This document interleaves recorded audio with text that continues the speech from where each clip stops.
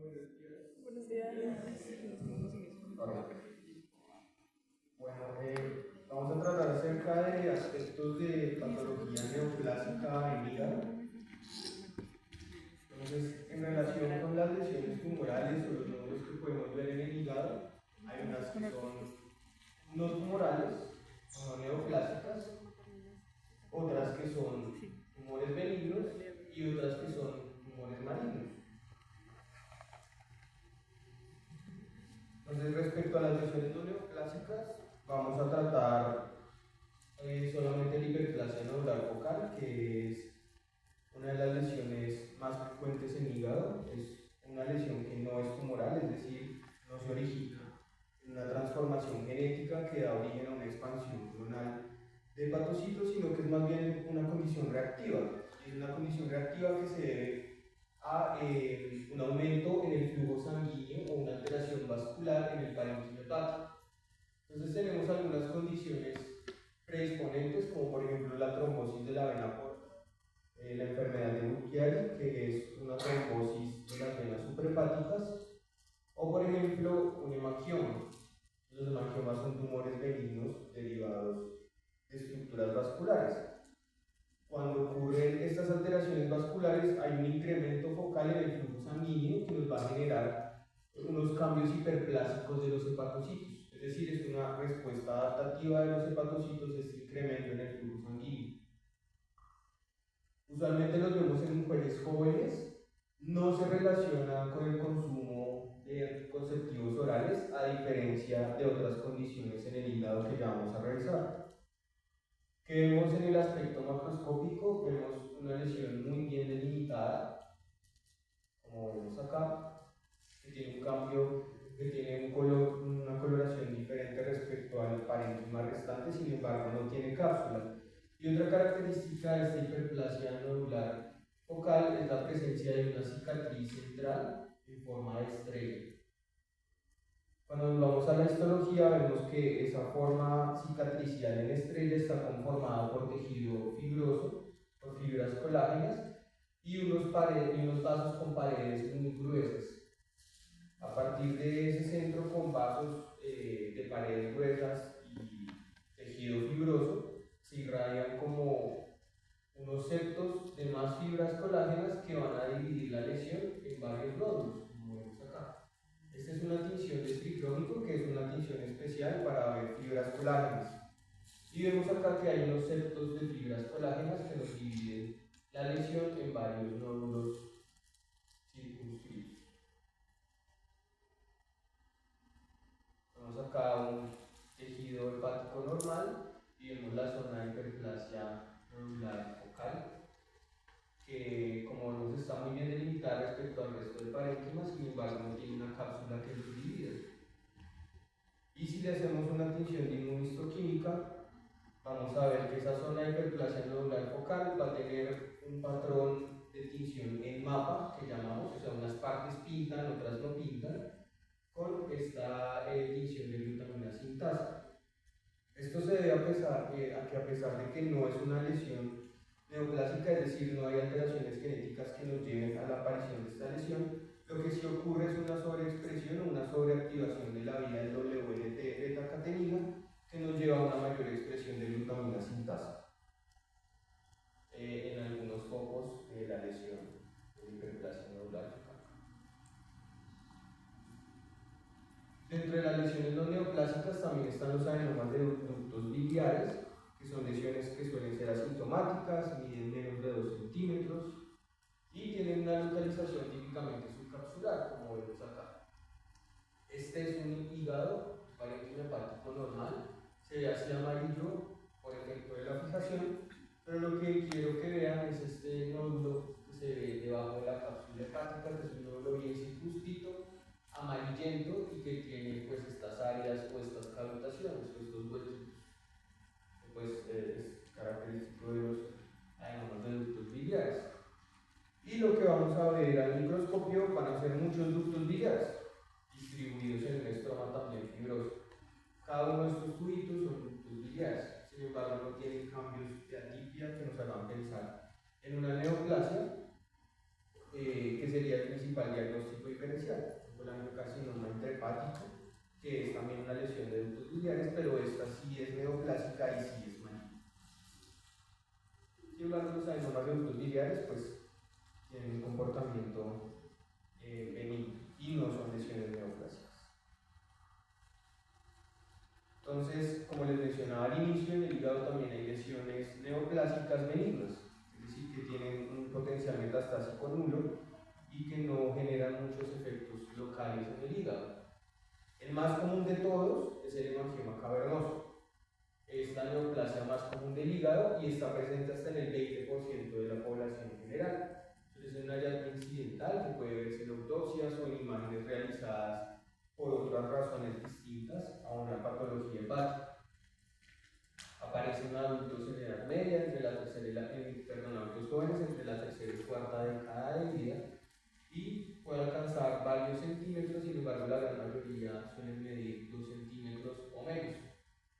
Son lesiones que crecen con estímulos hormonales, entonces crecen durante el embarazo, crecen si por ejemplo hay suministro exógeno de hormonas, como puede ocurrir en una suplencia hormonal, en la posmenopausia, o como puede ocurrir por ejemplo en el consumo de anticonceptivos orales. Esta es una de las lesiones que se relaciona con anticonceptivos orales en las mujeres. Es una lesión mucho más frecuente en mujeres que en hombres, con una relación de 5 a 1. Y lo que vamos a ver es una lesión también muy bien circunscrita, de aspecto hemorrágico, y en la que se pueden ver estructuras vasculares desde lo macroscópico. Y se corresponde muy bien con lo que vemos al microscopio. Son unas estructuras vasculares muy dilatadas, por eso se llama cavernoso, porque forman como cavernas, y que por lo general suelen tener trombos en su luz, como este material que vemos acá, pero si no, más rosado.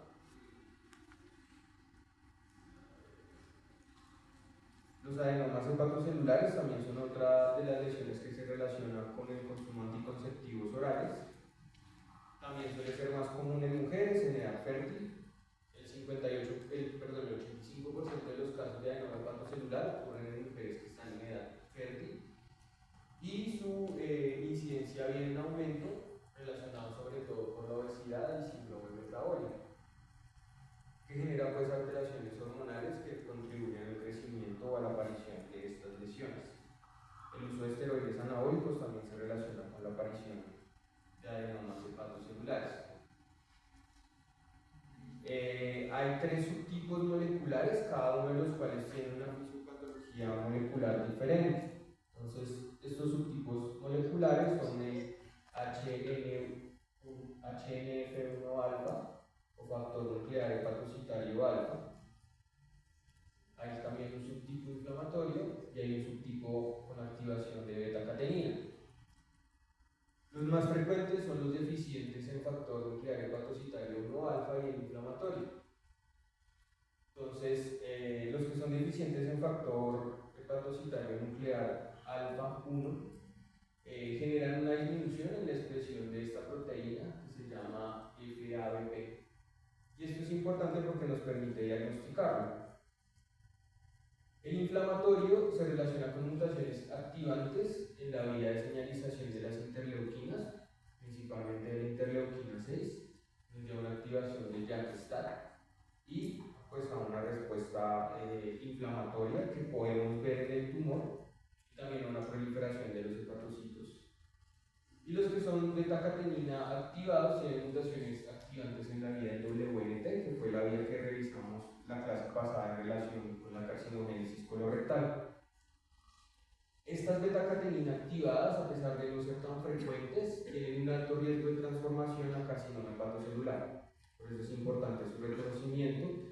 Y también son, a diferencia de la gran mayoría de adenomas hepatocelulares que ocurren en mujeres, estos sí con mayor frecuencia pueden ocurrir en hombres. Entonces, ¿qué tenemos en el aspecto macroscópico? Son unas lesiones también bien delimitadas. Sin embargo, pues tampoco son encapsuladas. Tienen una coloración diferente al parénquima hepático circundante. En En la microscopía que vamos a ver hepatocitos, y esos hepatocitos suelen estar pues organizados en cordones que pueden ser del grosor de un hepatocito o de dos hepatocitos, como en este caso.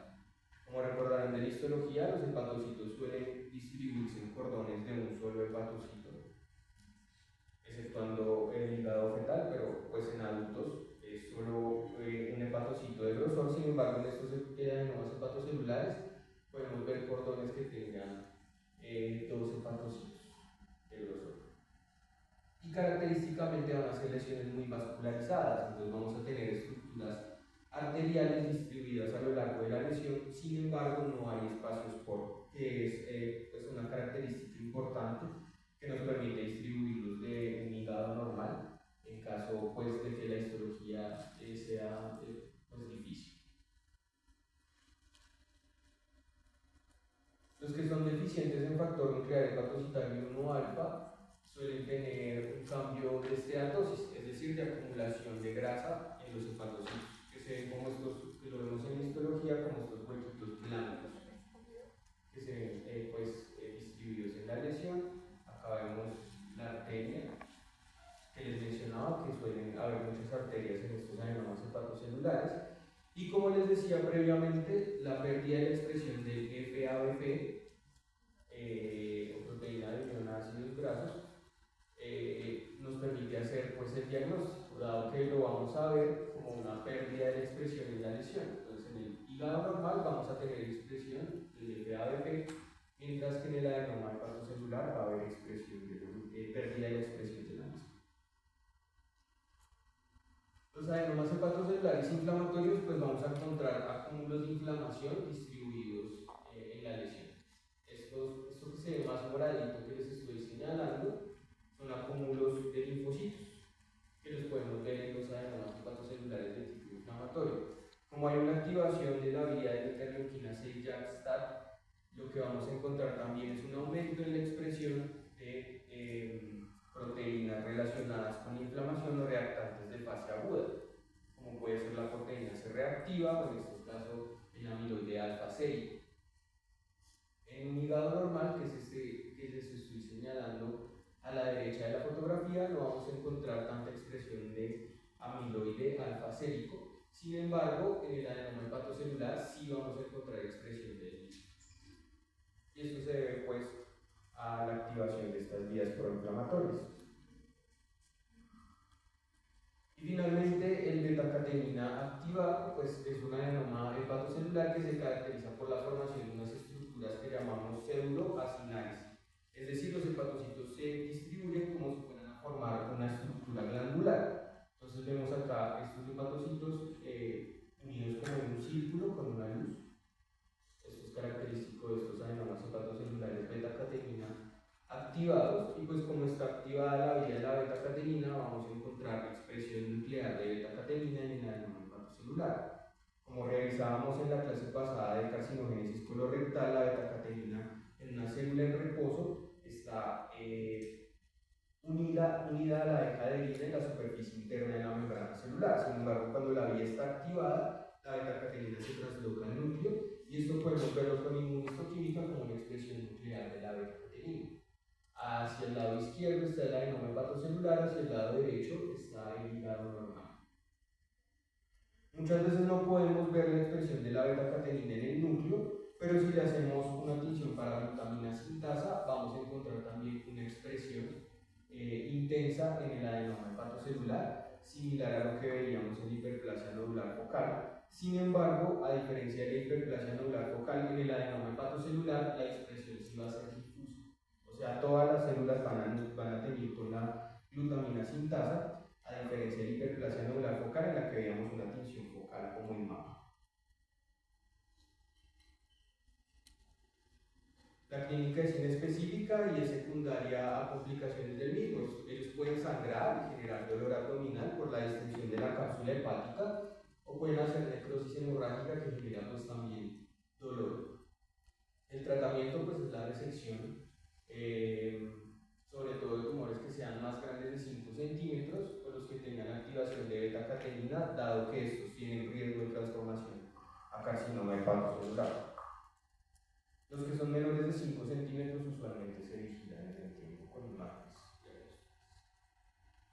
¿Alguna pregunta sobre las condiciones neoclásicas o no neoclásicas del hígado? ¿O continuamos ya con lo maligno? Listo. Entonces en el hígado también pueden aparecer neoplasias malignas, pues que tienen un riesgo de hacer metástasis o un riesgo pues, de ser localmente muy destructivos. El hepatoblastoma es un tumor que en general es raro, pero en pediatría es el tumor hepático más común. Usualmente aparece en niños que están en edad lactante, es decir, es raro que aparezcan después de los 3 años, pero como les decía, es un tumor muy raro, incidencia es de 1 a 1.5 casos por 1.000.000 al año, y solo representan el 1% de los tumores en pediatría. Molecularmente se caracteriza por activaciones en la vía también del WNT1. Esto quiere decir que vamos a tener expresión nuclear de beta-catenina y expresión de glutamina sintasa. Y también quiere decir que se asocia con síndromes relacionados con activación de esta vía, como por ejemplo la poliposis adenomatosa familiar. También está relacionado con este síndrome, el síndrome de Lewy-Lipidema, que es un síndrome que se caracteriza por el sobrecrecimiento de órganos.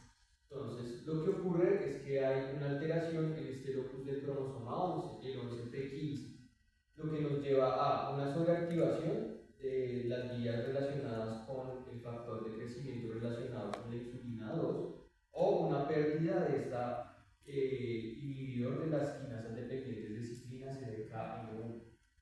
Y esto clínicamente se va a ver como niños que tienen macroglosia, es decir, una lengua muy grande, que tienen presencia de pliegues auriculares anormales, sobre todo en los lóbulos de las orejas, organomegalia, es decir, órganos muy grandes, hígado grande, vaso grande, hipertrofia, que quiere decir un crecimiento de solo una parte del cuerpo, como en este caso vemos esta pierna mucho más grande que la otra, y la presencia de hernias umbilicales.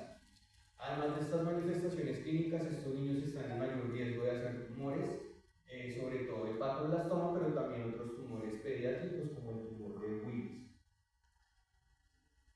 ¿Cómo se ve el hepatoblastoma? Este sí es una neoplasia que tiene un aspecto más ominoso, tiene regiones como de necrosis, de hemorragia, pero usualmente también suelen ser bien circunscritas.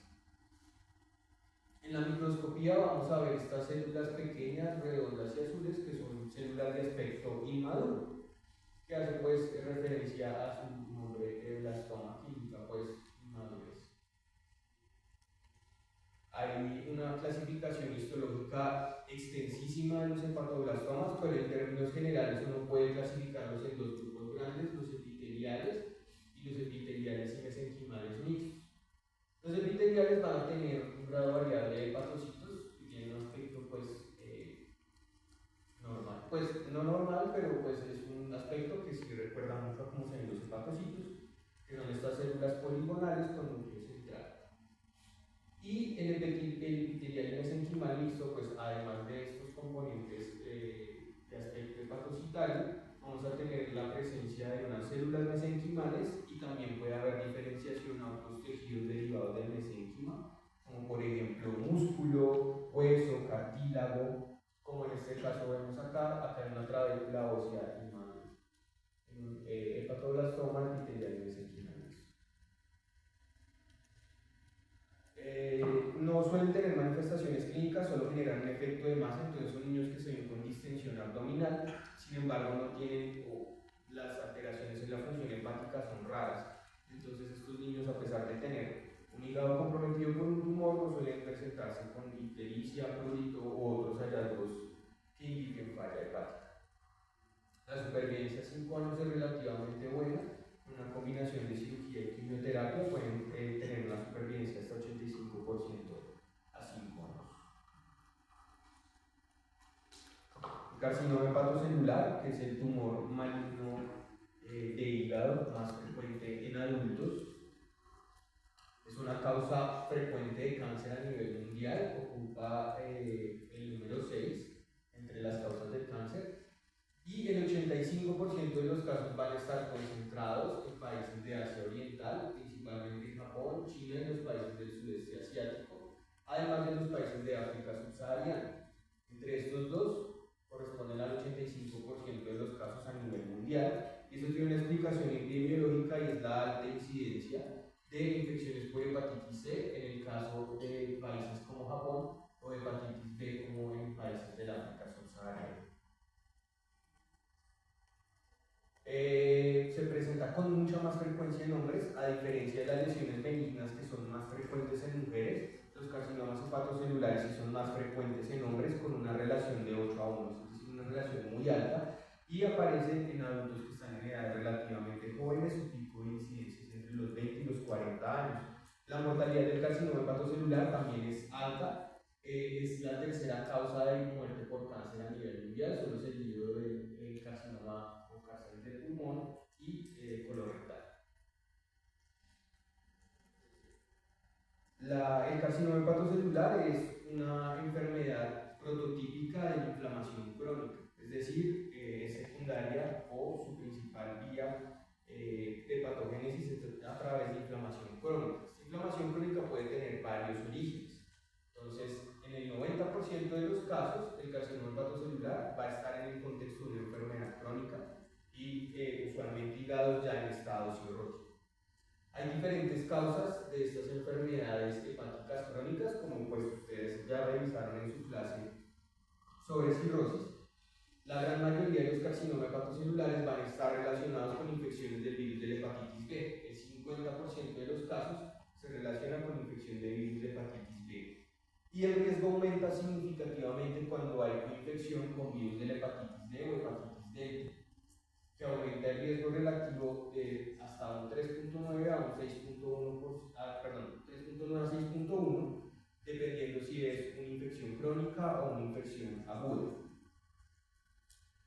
La infección por virus de hepatitis C también genera hepatopatía crónica y se relaciona con carcinoma hepatocelular. Sin embargo, viene en disminución dado que ya hay terapias antivirales de alta eficacia que incluso erradican la infección por el virus. Sin embargo, sigue siendo una causa importante de carcinoma hepatocelular, como les mencioné, en países del sudeste asiático y en Japón. La enfermedad hepática metabólica o el hígado graso no alcohólico está en aumento, sobre todo en países de Latinoamérica, en la que la incidencia y la prevalencia de obesidad es alta y los pacientes con síndrome metabólico también pues cada vez van en aumento, y esto se relaciona con una mayor presencia de hepatocarcinoma en el contexto de hígado graso no alcohólico. También la exposición a ácido aristológico, que es un carcinógeno comprobado. Esto usualmente se utiliza, no aparece en medicina tradicional china, y también está relacionado con la alta incidencia que hay de carcinoma hepatocelular en países como China. Y el consumo de alcohol, por supuesto, también es una causa importante de hepatopatía crónica y explica una porción de la aparición de hepatocarcinomas en estos pacientes. También hay otras condiciones que enferman crónicamente el hígado, que se relacionan con carcinoma hepatocelular, pero que son menos frecuentes, como la colangiosis biliar primaria, el déficit de alfa-1-antitrypsina y la presencia de hemocromatosis. A pesar de que la hemocromatosis no es muy frecuente, un 40% de los pacientes que hacen carcinoma hepatocelular desarrollan, un 40% de los pacientes con hemocromatosis desarrollan carcinoma hepatocelular. Por eso es importante pues tenerlo en cuenta. El riesgo de desarrollar carcinoma hepatocelular es mucho mayor en pacientes que tienen infecciones virales, bien sea por hepatitis B o hepatitis C, que en los pacientes que tienen enfermedad hepática metabólica o hígado graso no alcohólico. La incidencia de carcinoma hepatocelular en el contexto de una hepatopatía metabólica es de 1.1 en 100 personas año, y el 20 al 25% de los casos de carcinoma hepatocelular en este contexto aparecen en un hígado que, a pesar de que está enfermo, no está cirrótico. Entonces, como mencionábamos, en la epidemiología del carcinoma hepatocelular, el 85% de los casos van a estar concentrados acá en países de Asia Oriental y en países del África subsahariana.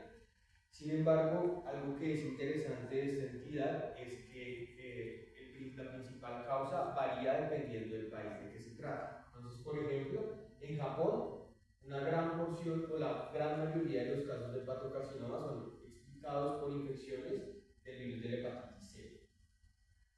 Mientras que en países de Europa Oriental y Europa Central, la gran mayoría de los casos van a estar relacionados con consumo crónico de alcohol o con alcoholismo, como vemos en esta gráfica.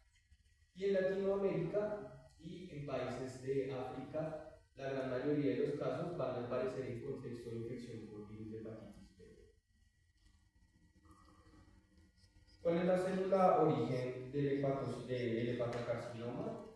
Se han hecho múltiples modelos experimentales y hay como hallazgos conflictivos entre todos estos estudios.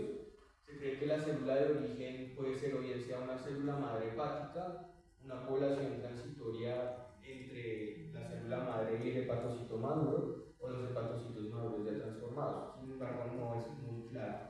Lo que sí se sabe es que hay mutaciones conductoras que llevan a la transformación de estas células en un hepatocarcinoma. El 80% son explicadas bien sea por mutaciones en el T, que es un gen de la telomerasa, prolonga los telómeros y por lo consiguiente pues también prolonga la supervivencia de la célula. También ocurren inserciones virales. El virus de la hepatitis B, como es un virus de DNA, tiene la posibilidad de insertarse en el genoma y alterar, por ejemplo, secuencias promotoras de protoncogenes o de genes supresores tumorales, disminuyendo, aumentando su expresión y generando pues esta transformación maligna. También pueden ocurrir translocaciones, por ejemplo el receptor del factor de crecimiento fibroblástico o amplificaciones en genes. En la carcinogénesis del carcinoma hepatocelular, sí. ¿Existe alguna asociación entre las neoplasias y, digamos, como tal la estructura de la zona hepática de la zona 1, 2 y 3? Pues como los hepatocarcinomas usualmente ocurren en el contexto de una cirrosis, esa arquitectura está perdida. O se refiere más como, por ejemplo, a que los tóxicos afectan más la zona 1, 2. No, eso no está establecido en el contexto del carcinoma hepatocelular, no está establecido. Entonces, el hepatocarcinoma también tiene alteraciones en la vía WNT beta-catenina hasta en un 50% de los casos.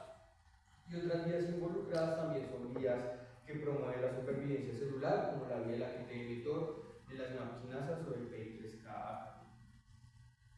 Estas pues son una lista de genes mutados y amplificados en el contexto del hepatocarcinoma. Pues aparecen típicos como por ejemplo el P53, retinoblastoma, algunas ciclinas como la ciclina 2 y la ciclina E1 y el gen del PT. También hay amplificaciones en genes como por ejemplo de la ciclina D1 o del factor de crecimiento vascular endotelial. Todas estas pues favorecen la transformación maligna.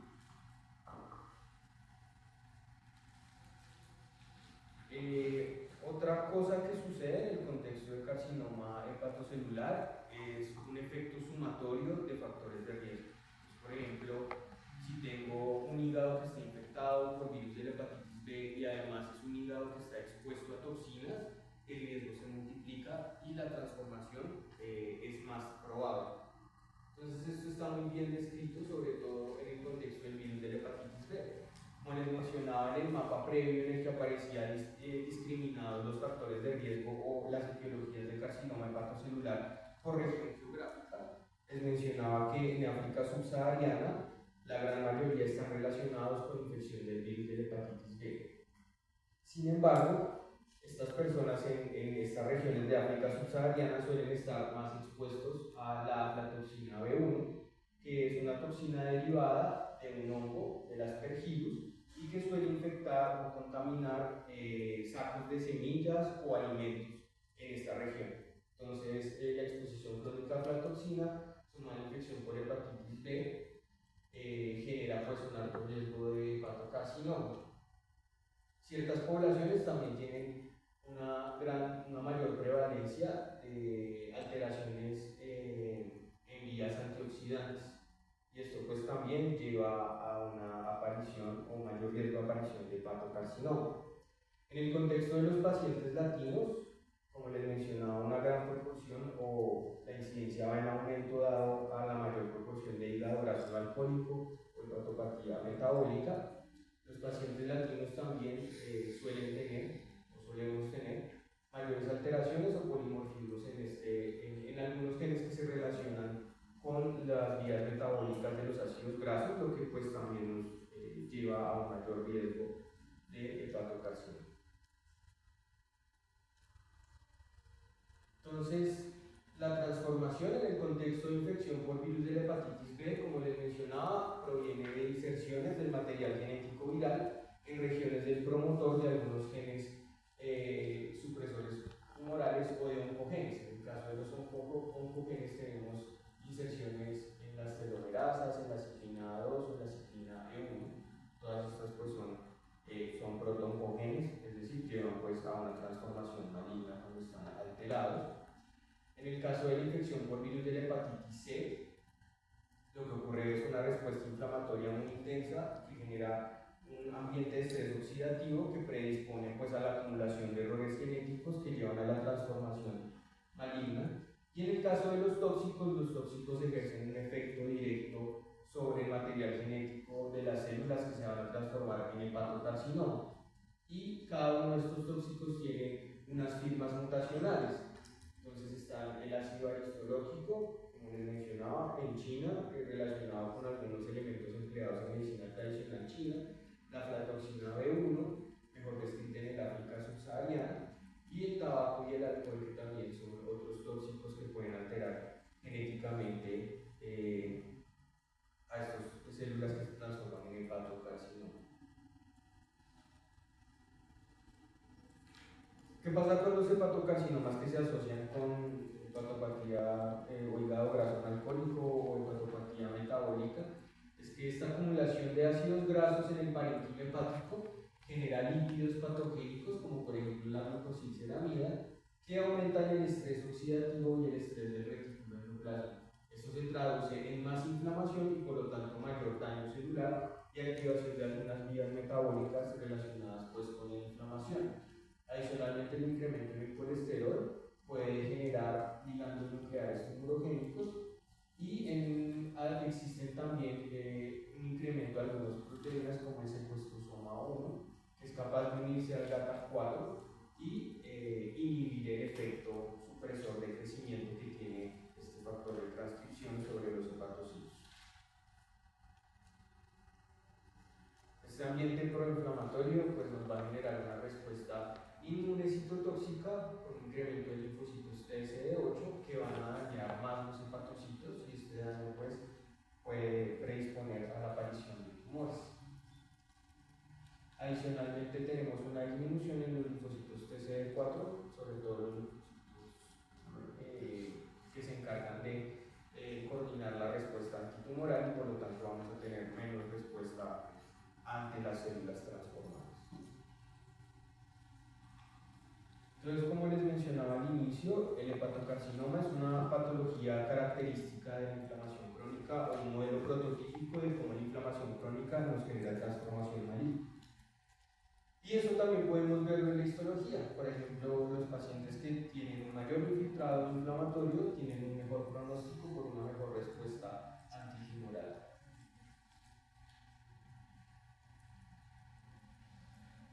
También en el contexto del hepatocarcinoma, las células que estén involucradas en este infiltrado inflamatorio van a ser muy importantes para determinar cómo va a ser el pronóstico de estos pacientes. Entonces, por ejemplo, si son pacientes que tienen linfocitos TSD8 disfuncionales, van a ser pacientes que van a tener menos capacidad de responder frente al tumor. Si tenemos mayor cantidad de linfocitos T regulatorios, estos linfocitos T regulatorios van a ejercer un efecto antiinflamatorio que va a disminuir la respuesta frente al tumor. Y si por ejemplo tenemos una gran cantidad de linfocitos B productores de IgA, va a haber una inhibición de la respuesta de los linfocitos T CD8, lo que también pues, va a disminuir la respuesta de los T frente al tumor. Adicionalmente, el microambiente cirrótico, como ya saben, pues la gran mayoría de hepatocarcinomas aparecen en el contexto de cirrosis. si tenemos una célula hepática estrellada, que debieron haberlo visto ya en la clase, que es la célula que da origen a la cirrosis, hay una mayor matriz extracelular, secreción de factores de crecimiento. Estos factores de crecimiento van a promover neoangiogénesis, que van a facilitar o van a expandir el crecimiento de los hepatocitos tumorales mediante pues, las citoquinas y quimiosinas secretadas por esta misma célula estrellada hepática y también pues, por células inflamatorias presentes. En relación con la morfología, también hay como una especie de transformación en paso, como hemos visto en otras partes del tracto gastrointestinal. Entonces podemos tener cambio de célula grande o cambio de célula pequeña. Estos aparecen siempre, o la gran mayoría de veces, en el contexto de un nódulo cirrótico ya establecido. Entonces tenemos un nódulo cirrótico en el cual vamos a ver cambio de célula grande, en el cual los hepatocitos van a tener unos núcleos que se ven extraños. Entonces, por ejemplo, si vemos acá, este núcleo se ve más grande, con una cromatina diferente respecto a la de los demás hepatocitos. Y las células pues van a ser grandes, es decir, va a haber preservación de la relación núcleo-citoplasma a pesar de que los núcleos tengan unos cambios como de aquí. O bien podríamos ver un cambio de célula pequeña, en el cual los hepatocitos no tienen un citoplasma tan amplio, pero también tienen esos cambios nucleares atípicos. Estos cambios de célula grande o célula pequeña pueden evolucionar a un nódulo displásico. En el nódulo displásico vamos a ver un nódulo cirrótico sobre el que está creciendo otro nódulo. Es un fenómeno que llamamos fenómeno de nódulo en nódulo. Y es decir, vamos a ver un nódulo cirrótico en el cual dentro de él va a haber otro nódulo en el cual van a haber hepatocitos muy atípicos, es decir, hepatocitos hipercromáticos, nucleados, con núcleos más grandes del usual o con cromatina vesicular. Son cambios pues, que nos indican displasia en este contexto. Y ya después aparece un hepatocarcinoma ya propiamente establecido. Igual que el hepatoblastoma, hay una clasificación amplísima histológica sobre los hepatocarcinomas. Sin embargo, pues en términos generales uno puede decir que son bien diferenciados, moderadamente diferenciados o pobremente diferenciados, según qué tanto se parezcan a los hepatocitos normales. Entonces, en los bien diferenciados, los cambios de atipia van a ser mínimos, inclusive es difícil en algunas biopsias, sobre todo las que toman por truco, en las que uno ve como representación de todo el contexto, es difícil diferenciarlos de parénquima hepático normal. Entonces son células que se parecen muchísimo a los hepatocitos normales, que tienen los cambios nucleares mínimos. Los moderadamente diferenciados son un estado intermedio entre el bien diferenciado y el pobremente diferenciado. Es decir, uno acá ya ve que es claro que son hepatocitos, pero también es claro que son malignos. Y en el pobremente diferenciado las células se parecen poco a los hepatocitos normales y suelen haber unos cambios de atipia muy marcados. Vemos esto, por ejemplo, este núcleo gigante muy hipercromático y algunas células con cromatina vesicular y nucleolos con mucha diferencia de tamaños entre célula y célula. Estos son pues hepatocarcinomas pobremente diferenciados.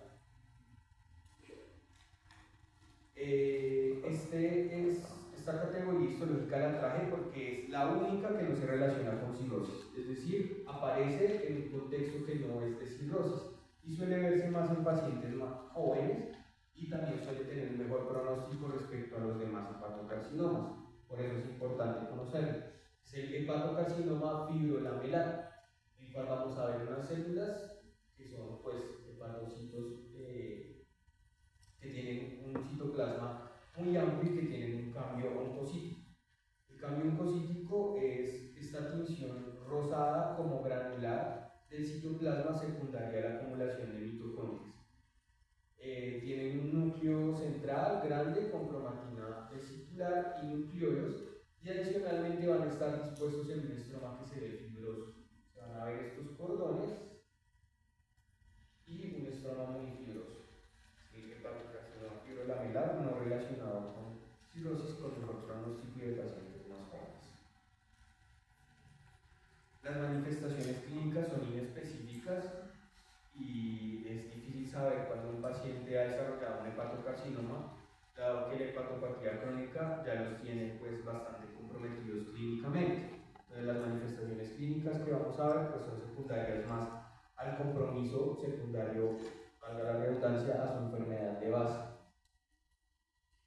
Puede uno tamizar pacientes en riesgo utilizando la alfa-fetoproteína, que es un marcador que se eleva cuando hay hepatocarcinoma, o podría bien hacer uno una ultrasonografía, que es como la conducta más propia, porque la alfa-fetoproteína se eleva cuando los tumores son muy grandes o cuando ya hay una carga tumoral muy alta. Si en la ultrasonografía vemos que el paciente tiene un nódulo menor de 1 centímetro, un nódulo dominante menor a 1 centímetro, se va a hacer seguimiento del paciente. Sin embargo, si en la ultrasonografía salen imágenes o nódulos mayores a 1 centímetro, lo ideal es llevar a este paciente a una tomografía o una resonancia magnética. En estas imágenes hay un signo que es característico y casi que patognomónico del carcinoma hepatocelular, que es esto de una fase arterial más brillante y una fase venosa menos brillante respecto al parénquima hepático. Si cuando les ponen el contraste o el medio de contraste en la fase arterial, vamos a ver que el nódulo es más brillante que el resto del parénquima hepático, y en la fase venosa vamos a ver que el nódulo ya es menos brillante respecto al parénquima restante. Tiene una sensibilidad casi del 90% y es altamente específico para el hepatocarcinoma. Muchas veces se puede hacer diagnóstico de hepatocarcinoma con este sello radiológico sin necesidad de llevar al paciente a biopsia o de tener confirmación histológica. ¿Cómo es el tratamiento? El tratamiento es una combinación de varias modalidades y depende del estado clínico del paciente. Entonces, por ejemplo, pacientes que tengan tumores pequeños y que tengan una función hepática residual buena pueden ser llevados a cirugía con resección únicamente del tumor. Pacientes que estén más comprometidos y que ya estén en estadio de falla hepática terminal deben ser llevados a trasplante, y esa es la conducta pues, curativa.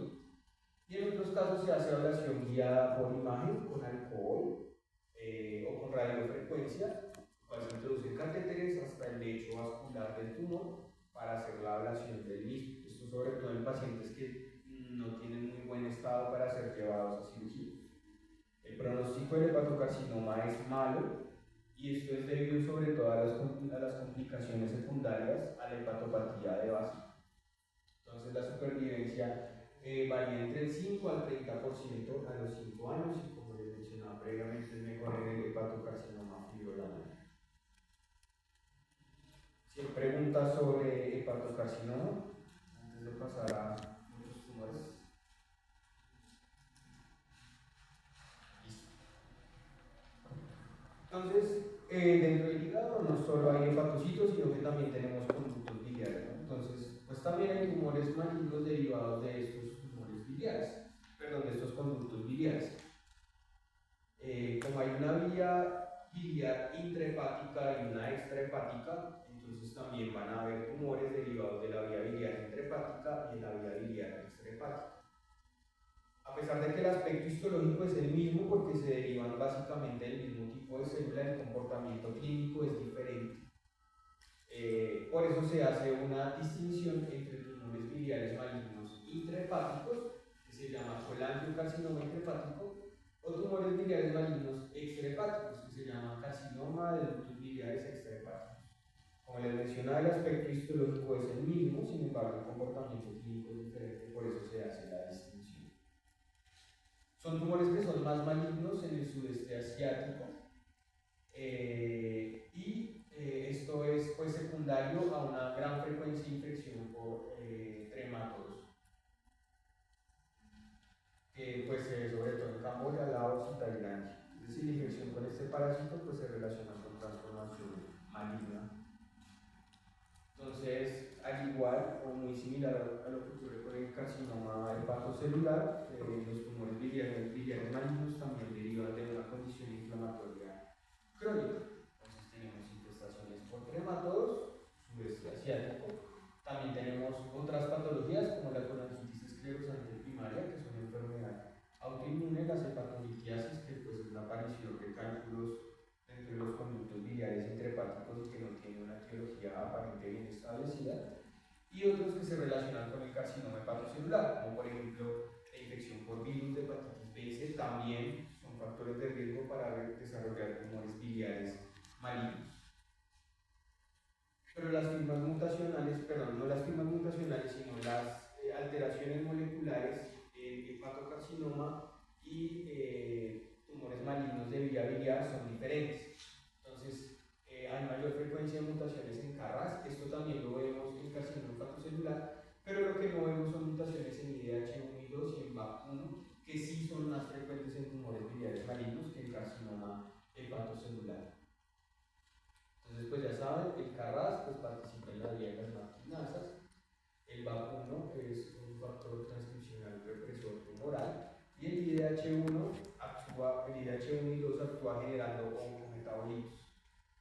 Entonces, se le trata del ciclo de Krebs, el isocitrato genera en condiciones normales, utilizando la isocitrato deshidrogenasa, el alfa-cetoglutarato. Pero el alfa-cetoglutarato, además de ser un metabolito intermedio, también participa regulando o facilitando la acción de otros genes, como por ejemplo el TET2. El TET2 es una proteína que se encarga de agregar grupos OH a secuencias de DNA metilados. Cuando agregan estos grupos OH, facilitan la acción de otras enzimas que reconocen estos grupos OH para retirar los nucleótidos metilados y así reactivar la expresión de algunos genes, sobre todo genes que son supresores tumorales. Sin embargo, cuando tenemos una isocitrato deshidrogenasa mutada, no nos va a generar el alfa-cetoglutarato, sino que nos va a generar esta molécula, el 2-hidroxiglutarato, que es un oncometabolito, y funciona inhibiendo la acción del TET2. Por lo tanto, no va a haber reconocimiento de estas secuencias metiladas y no va a haber reactivación de la expresión génica de estos genes supresores tumorales, y así pues participa en la oncogénesis.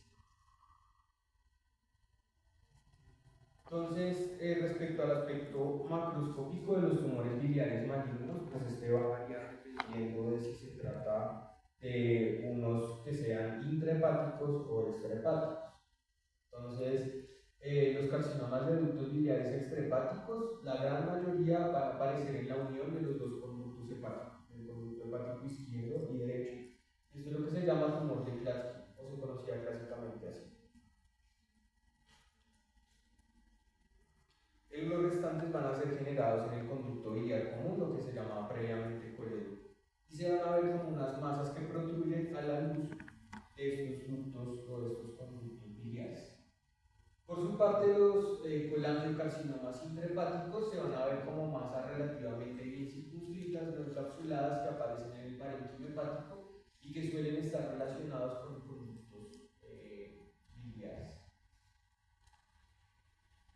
Los tumores biliares malignos también tienen un modelo de carcinogénesis en paso. Entonces inician como una neoplasia intraepitelial biliar de bajo grado o BIL de bajo grado, en la cual vemos un epitelio que se pseudoestratifica, tiene núcleos elongados que se ven hipercromáticos. Esta puede evolucionar a una neoplasia intraepitelial biliar de alto grado, en la cual vemos mayor proliferación, pérdida de la polaridad, es decir, ya no vamos a ver los núcleos hacia la membrana basal, sino hacia la luz, y los núcleos van a estar grandes, van a tener nucleolos, y pues vamos a ver pues esta formación de estas estructuras como pseudopapilares.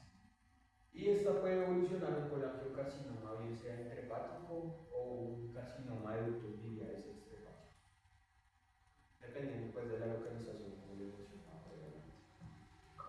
¿Cómo se ven los tumores biliares malignos? Entonces vamos a ver los ductos biliares proliferando en un estroma fibroso. A diferencia de lo que veíamos del adenoma de ductos biliares, que es como una neoplasia benigna, en este caso las células se van a ver más atípicas, van a verse hipercromáticas, y si se fijan, las estructuras tubulares o los ductos que conforman no se ven redonditos como uno podría ver en una neoplasia benigna, sino que se van a ver como angulados, formando unas estructuras pues, que uno no puede definir muy bien qué son.